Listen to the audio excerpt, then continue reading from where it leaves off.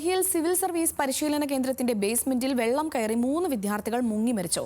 Old Rajendra നഗറിലെ Rau's IAS പരിശീലന കേന്ദ്രത്തിലാണ് അപകടമുണ്ടായത്. കനത്ത മഴയെ തുടർന്നാണ് ഓൾഡ് രാജേന്ദ്ര നഗറിലെ റാവൂസ് IAS സിവിൽ സർവീസ് പരിശീലന കേന്ദ്രത്തിന്റെ ബേസ്മെന്റിൽ വെള്ളം കയറിയത്. 3 വിദ്യാർത്ഥിനികളാണ് വെള്ളക്കെട്ടിൽപ്പെട്ട് മരിച്ചത്. സ്ഥാപനത്തിന്റെ മുന്നിലെ റോഡിൽ മുഴുവൻ വെള്ളം നിറഞ്ഞിരുന്നു. കനത്ത വെള്ളക്കെട്ടിൽ കെട്ടിടത്തിന്റെ താഴെ നിലയിലേക്ക് വെള്ളം കുത്തിയൊലിച്ചെത്തി. NDRFും ഫയർഫോഴ്സും ചേർന്നാണ് രക്ഷാപ്രവർത്തനം നടത്തിയത്. 14 പേരെ രക്ഷപ്പെടുത്തിയെന്നും 30 പേരോളം കുടുങ്ങിക്കിടക്കുന്നതായും സെൻട്രൽ DCP M ഹർഷവർദ്ധൻ പറഞ്ഞു.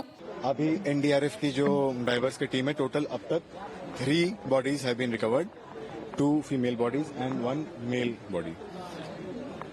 उनको फर्दर लीगल एक्शन के लिए हमने पोस्टमार्टम एग्जामिनेशन के लिए भेज दिया है.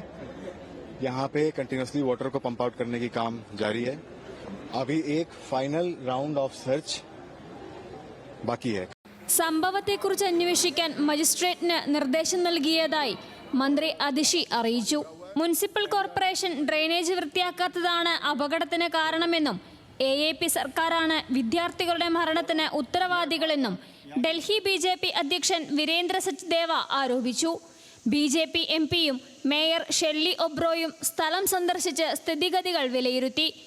National desk news Malayalam.